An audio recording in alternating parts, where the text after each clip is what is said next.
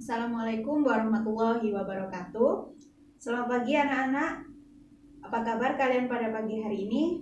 Semoga selalu dalam keadaan sehat walafiat. Amin. Sebelumnya, perkenalkan, nama saya Sukma Wijayanti. Kalian bisa manggil saya Bu Sukma. Saya mahasiswa dari Universitas Islam Malang atau UNISMA. Untuk 1 bulan ke depan, saya melaksanakan PPL di SMKN 4 Malang ini.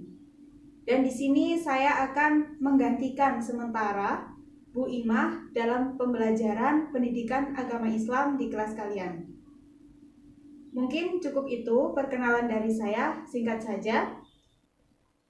Baik, untuk selanjutnya saya akan menunjukkan sebuah video tentang penjelasan materi pada bab 2, yaitu menapaki kehidupan yang benar bersama Kitabullah. Nah, untuk itu pada video berikutnya tolong dicermati dan diperhatikan dengan seksama agar kalian bisa memahami dengan baik.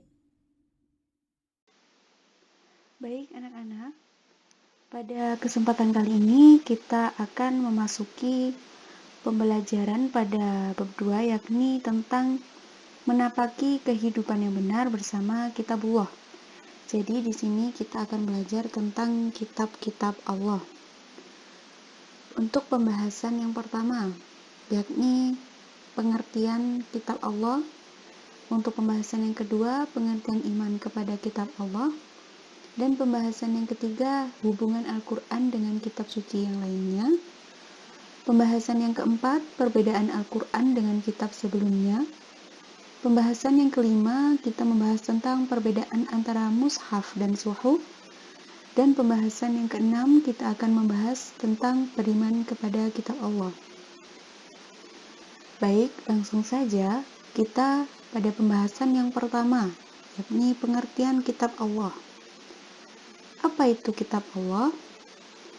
Kitab Allah bisa disebut juga dengan Kitabullah, yaitu kumpulan wahyu-wahyu Allah yang mengandung petunjuk dan kebenaran.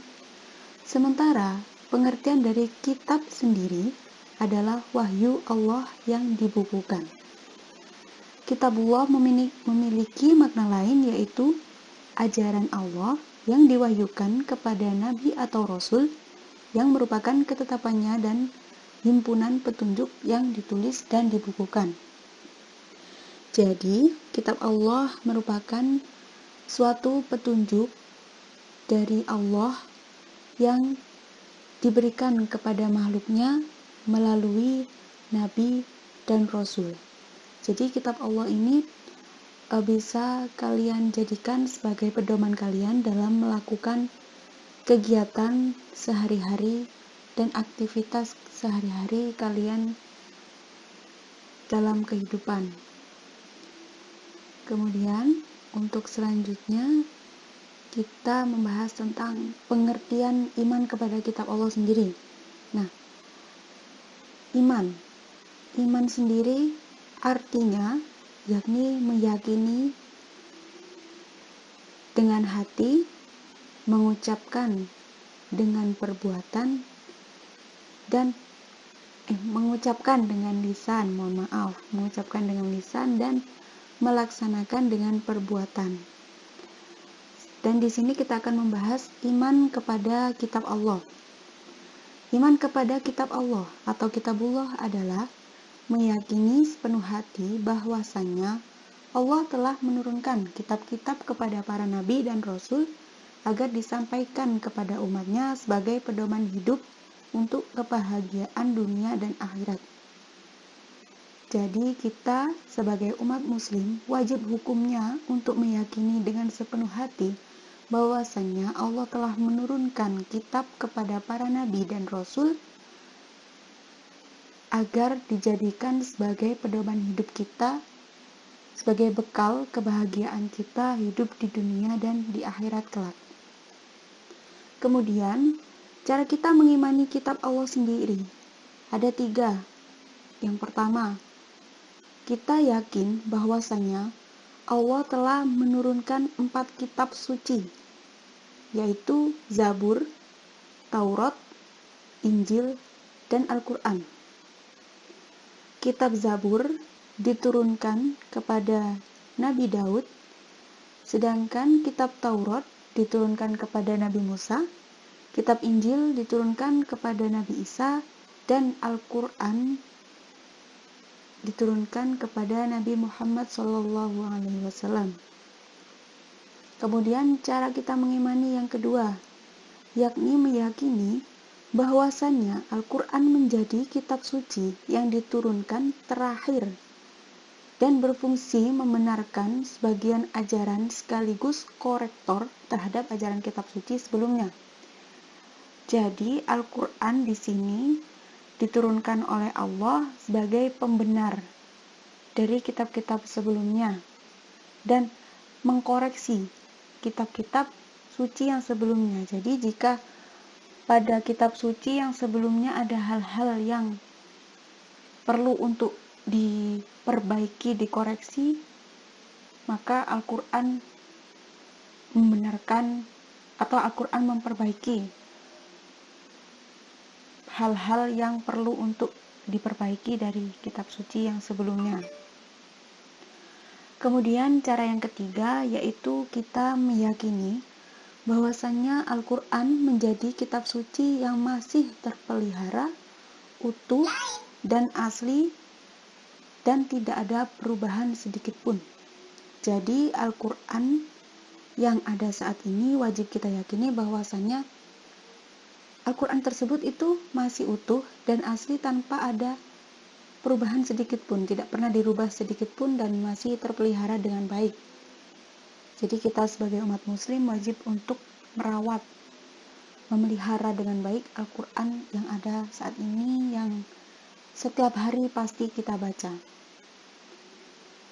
Kemudian untuk pembahasan berikutnya, yakni hubungan Al-Quran dengan kitab suci lainnya.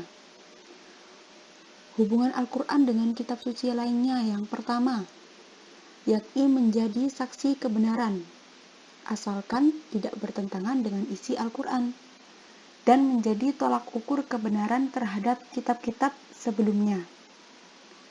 Sebaliknya, Al-Quran juga menjadi saksi atas kesalahannya, sehingga fungsi Al-Quran menjadi pemelihara. Untuk hubungan yang kedua, yakni menjadi solusi, menjawab, dan menjelaskan perbedaan atau perselisihan yang muncul di antara para penganut agama. Jadi, pada masing-masing penganut agama yang berbeda, Al-Quran di sini menjawab dan menjadi solusi serta menjelaskan perbedaan-perbedaan tersebut. Untuk penjelasannya, dalilnya bisa dilihat pada Al-Quran surat An-Nahl ayat 64. Terus untuk hubungan yang ketiga yakni mengoreksi isi kitab suci sebelumnya yang sudah diubah sendiri oleh pemeluknya. Dan di sini diubah dikarenakan ada kepentingan duniawi dan oleh manusia yang ingkar. Untuk manusia yang ingkar yang pertama yaitu yang tentang keyakinan Trinitas. Nah, Trinitas itu apa? Trinitas itu merupakan suatu doktrin di mana yang artinya Allah yang satu hakikat dalam 3 pribadi. Maksudnya bagaimana, Bu? Nah, di sini memiliki arti bahwasannya Allah yang satu dengan memiliki 3 pribadi itu yaitu Allah Bapa, Allah Putra, dan Allah Roh Kudus. Nah, kemudian yang kedua, manusia yang ingkar, kedudukan dan penyalipan Nabi Isa alaihissalam. Bisa dalilnya dilihat pada Quran surat Ali Imran ayat 49 sampai 59 dan Quran surat An-Nisa ayat 157 sampai 158. Selanjutnya di sini saya tampilkan salah satu ayat yang menjelaskan hubungan antara Al-Quran dengan kitab suci lainnya.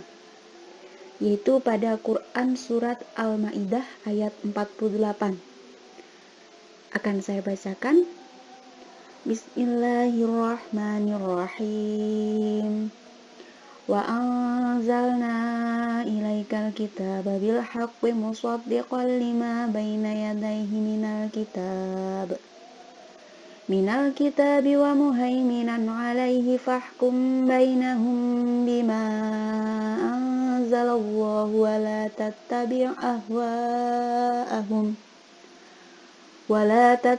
ahwa'ahum amma ja'aka minal haqq likullin ja'alna minkum syir'atan wa minhaja walau sya'allahu laja'alakum ummatan wahidatan walakin liyabluwakum fima atakum fastabiqul khairat ilallahi marji'ukum jami'an fayunabbi'ukum bima kuntum fihi takhtalifun. Artinya, dan kami telah menurunkan kitab Al-Quran kepadamu Muhammad dengan membawa kebenaran, yang membenarkan kitab-kitab yang diturunkan sebelumnya dan menjaganya. Maka putuskanlah perkara mereka menurut apa yang diturunkan Allah, dan janganlah engkau mengikuti keinginan mereka dengan meninggalkan kebenaran yang telah datang kepadamu. Untuk setiap umat di antara kamu, kami berikan aturan dan jalan yang terang.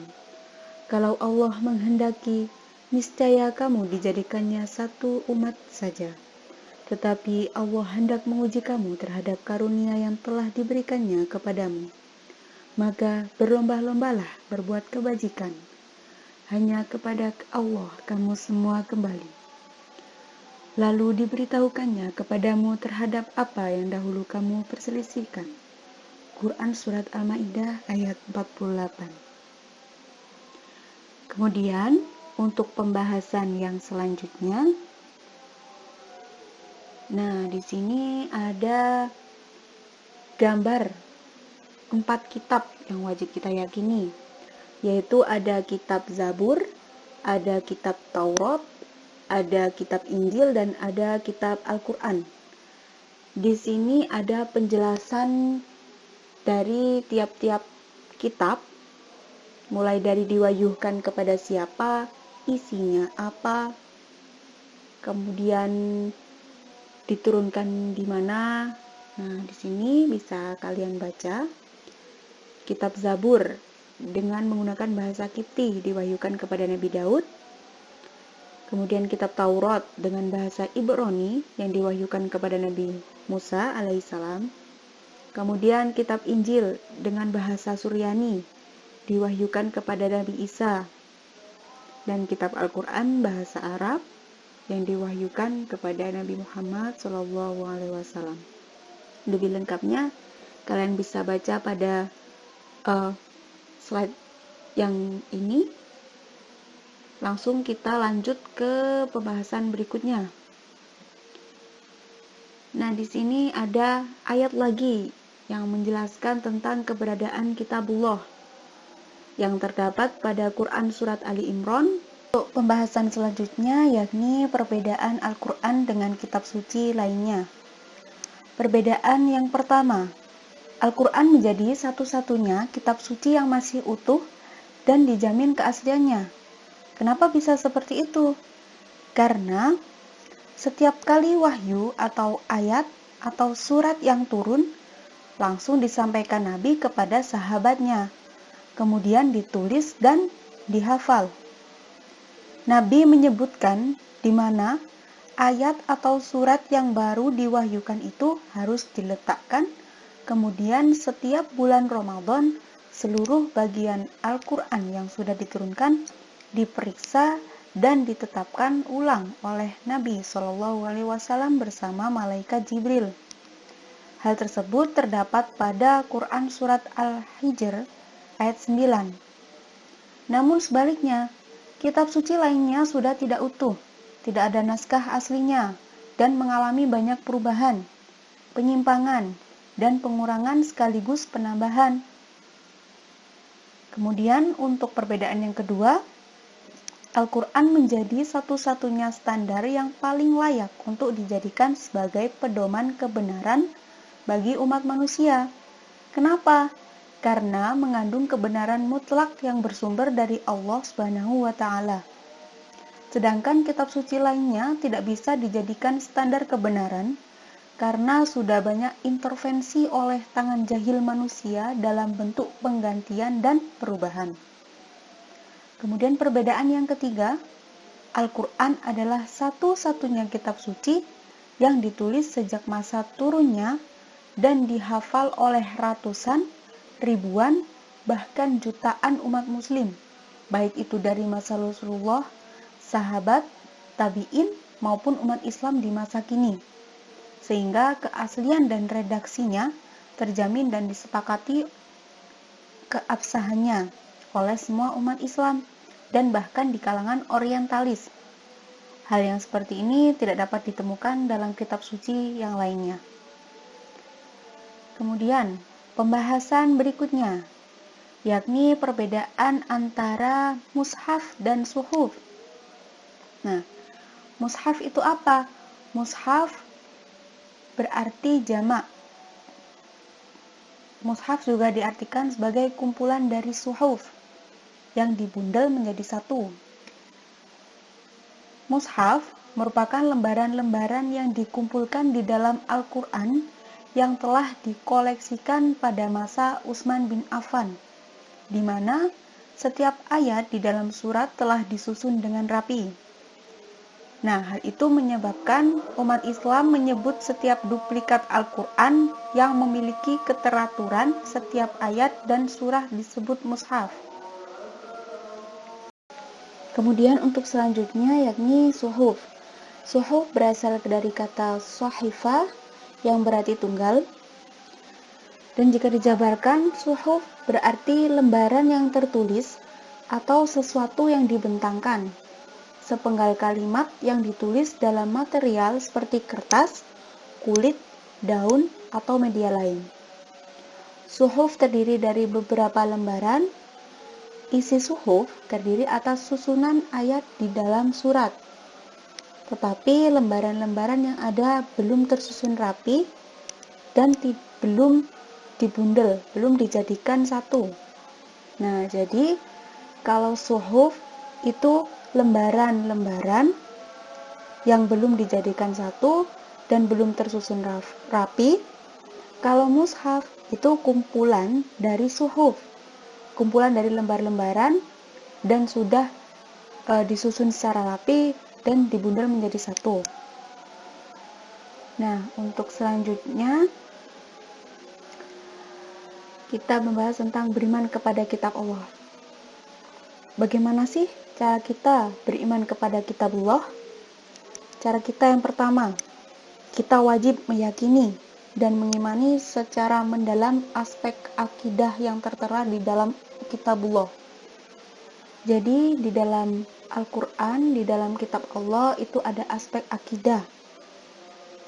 Dan di sana kita wajib untuk meyakini dan mengimani aspek tersebut di dalam kehidupan kita.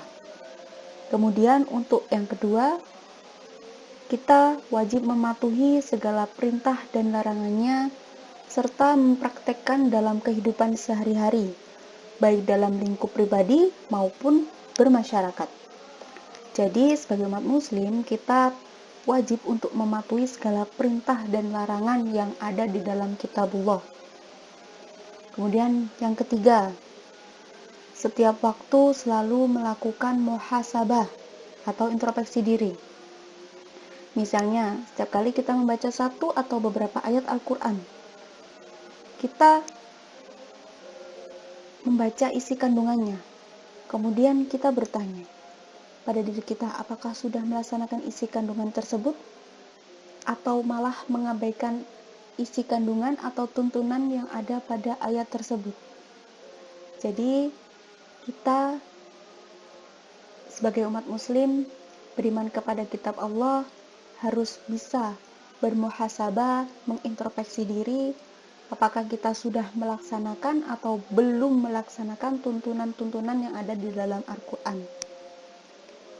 Seperti pada Quran surat Muhammad ayat 24 yang berbunyi, afala yatadabbarunal Qur'ana am ala qulubin aqfaluha, yang artinya, maka apakah mereka tidak memperhatikan Al-Quran atau hati mereka terkunci? Jadi, apakah seorang umat itu tidak memperhatikan Al-Quran atau malah mereka mengabaikan Al-Quran tersebut tanpa mempelajari, tanpa mempraktikkan apa yang ada, apa saja tuntunan yang ada di dalamnya.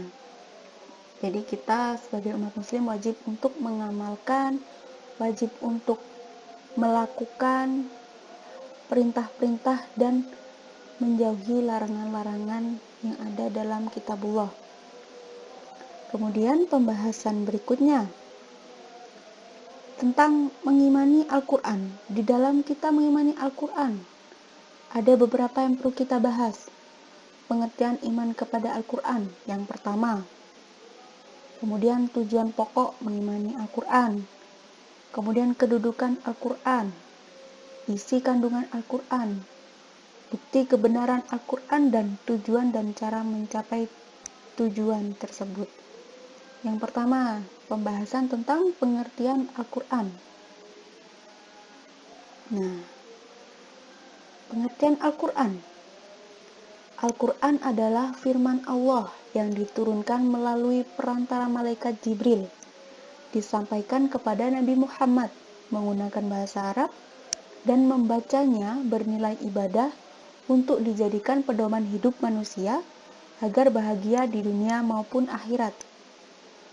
Jadi, Al-Quran merupakan wahyu yang diturunkan oleh Allah kepada Nabi Muhammad melalui malaikat Jibril dengan bahasa Arab, dan ketika kita membaca Al-Quran, kita akan bernilai ibadah. Ketika kita membaca Al-Quran, bernilai ibadah, dan dijadikan Al-Quran tersebut sebagai pedoman hidup manusia agar hidup kita dapat bahagia di dunia maupun di akhirat nanti. Nah, Al-Quran pertama kali yang turun yaitu 5 ayat pada Quran surat Al-Alaq. Dan ayat tersebut turun ketika Nabi Muhammad SAW berada di Gua Hiro pada tanggal 17 Ramadan.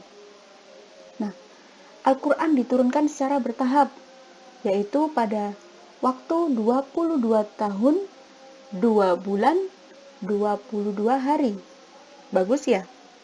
Waktunya 22. Jadi 22 tahun, 2 bulan, 22 hari. Nah, jika ayat pertama yang turun tadi hanya 5 ayat pada Quran surat Al-Alaq, ayat 1 sampai 5, maka ada ayat terakhir yang turun, yaitu pada surat Al-Maidah ayat 3. Dan pada saat Rasulullah SAW sedang menunaikan ibadah haji, yaitu pada saat wukuf di Arafah. Al-Quran terdiri dari 30 juz, 114 surat, dan 6.236 ayat. Pendapat lainnya ada yang mengatakan bahwa ayat dalam Al-Quran ada 6.000, ada yang berpendapat juga 6.616, dan ada juga yang berpendapat 6.666 ayat yang terbagi dalam ayat-ayat Makkiyah dan Madaniyah. Apa itu Makkiyah dan Madaniyah? Nah, jika Makkiyah yaitu yang diturunkan di kota Mekah. Kemudian kalau Madaniyah diturunkan di kota Madinah. Nah, untuk Al-Quran sendiri memiliki beberapa nama lain. Antaranya yaitu Al-Kitab, Al-Karim, dan Al-Furqan. Nah, untuk selanjutnya kita akan membahas tentang tujuan pokok Al-Quran. Tujuan pokok Al-Quran ada 3. Yang pertama yakni akidah, yang kedua syariat, dan yang ketiga ada akhlak. Tujuan pokok yang pertama yakni akidah. Nah, akidah yang harus diimani oleh manusia dikenal dengan 6 rukun iman, termasuk iman kepada Allah dengan segala sifatnya, wahyu yang berkaitan dengannya antara lain kitab suci, malaikat, dan para nabi, serta hari akhir. Kemudian pada tujuan pokok syariat, yaitu tentang hukum-hukum yang harus diikuti manusia dalam hubungannya dengan Allah Subhanahu wa Ta'ala, hubungannya dengan sesama, dan hubungan antara dirinya dan alam sekitar yang dikenal dengan 5 rukun Islam, yakni syahadat, sholat, zakat, puasa, haji, rukun Islam. Kemudian tujuan pokok yang ketiga yaitu akhlak. Akhlak di sini membahas mengenai pokok atau norma-norma agama. Akhlak dan sikap perilaku yang harus diikuti oleh manusia dalam lingkup pribadi dan bermasyarakat, agar hidup manusia serasi, harmonis, damai, dan sejahtera, yang diwujudkan dalam bentuk gotong royong, memegang teguh amanah, menegakkan kebenaran dan keadilan, serta bertanggung jawab. Jadi, tujuan pokok Al-Quran ada 3, yakni akidah, syariat, dan akhlak. Akidah yaitu tentang 6 rukun iman, syariat 5 rukun Islam, dan akhlak mengenai norma-norma agama, akhlak dan sikap perilaku yang harus diikuti oleh manusia. Kemudian yang selanjutnya membahas tentang kedudukan Al-Quran. Kedudukan yang pertama yakni sebagai wahyu Allah Subhanahu wa Ta'ala. Kemudian yang kedua sebagai mukjizat Nabi Muhammad Shallallahu Alaihi Wasallam yang tidak dapat ditiru oleh manusia.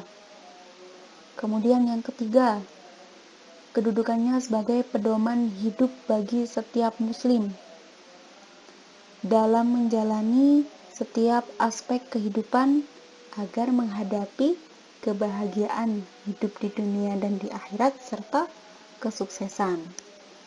Kemudian kedudukan yang keempat yaitu sebagai korektor dan penyempurna terhadap kitabullah yang sebelumnya atau kitab suci yang lainnya yang bernilai abadi. Jadi Al-Quran ini merupakan kitab Allah yang bersifat abadi dan tidak akan pernah musnah.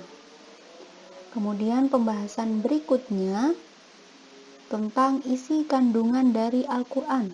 Isi kandungan Al-Quran yang pertama adalah akidah atau keimanan, yakni 6 rukun iman. Kemudian ada ibadah.